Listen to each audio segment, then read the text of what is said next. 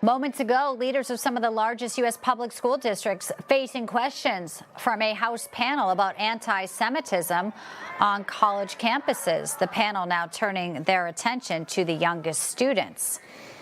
The hearing was called Confronting Pervasive Anti-Semitism in K-12 Schools.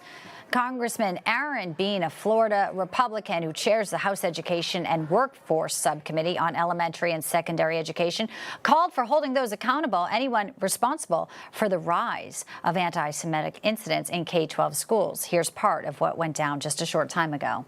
It's hard to grasp how anti-Semitism has become such a dominant force in our K-12 schools. Some kids as young as second grade are spewing Nazi propaganda, which begs the question, who has positioned these young minds to attack the Jewish people? So pleased to have with us today Congressman Aaron Bean with us on a very busy and important day. Congressman, thank you for joining me right here today on Newsline. It's great to be with you, Bianca. Thank you for having me and for talking about this issue that everybody's talking about across America. You know, we saw the parents at George Washington University when we came on the air desperately saying the administration needs to go. They're demanding the resignation.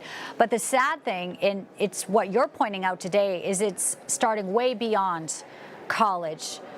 This is creeping in places like Berkeley as young as K through 12 elementary. What are you hearing, Congressman Bean, about where this evil starts? Well, thank you, Bianca. You know who needs to go? You mentioned they are calling for people to go. Who needs to go are foreigners that are here protesting on these colleges' campuses. They need to go. But to your point, Bianca, the hearing today was a big success.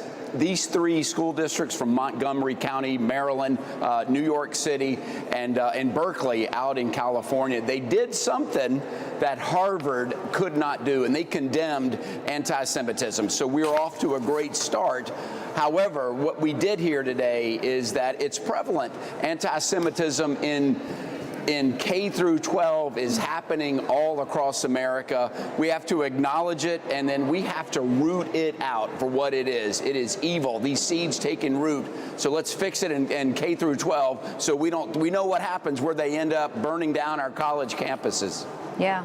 And we know, according to funding and reports now, that some of Joe Biden's biggest donors are backing these pro-Palestinian activists that now have commingled with the students. There are dozens of civil rights investigations in public school districts. Not sure if our viewers know about that, but this is just since October 7th.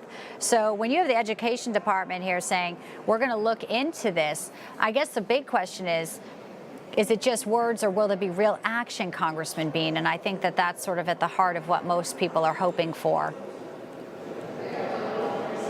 Well, it begs the question, where is Joe Biden? I know he gave a speech just a couple of days ago, but he's been missing in action. His Department of Justice has been missing in action. I guess they're too busy to whip up trumped-up charges against a former president for not even committing a crime. It's a true shame, because we heard this morning what you didn't hear. I met with teachers, students, faculty who fear for their safety and say it's been going on for a very long time, and they can't get any cooperation or get their administrations to even look at it. Look at these vile incidents. So we've got work to do today. The light has shined on K through 12. We're seeing where the roots come from of our college campus hate. It's being taught and not addressed appropriately. But hopefully we've given notice not only to these schools, but everybody across the nation that we are better than this as a country, and we can't tolerate even the smallest acts of anti-Semitism. So true. Important work Congress is doing. I know Congresswoman Fox also may be looking into the president of Colombia, who may have misrepresented, or as what she says, lied under oath regarding some things happening on campus. There definitely is a spotlight on all of this. We know you'll continue to keep us updated. Congressman Aaron Bean, a pleasure to have you today, sir.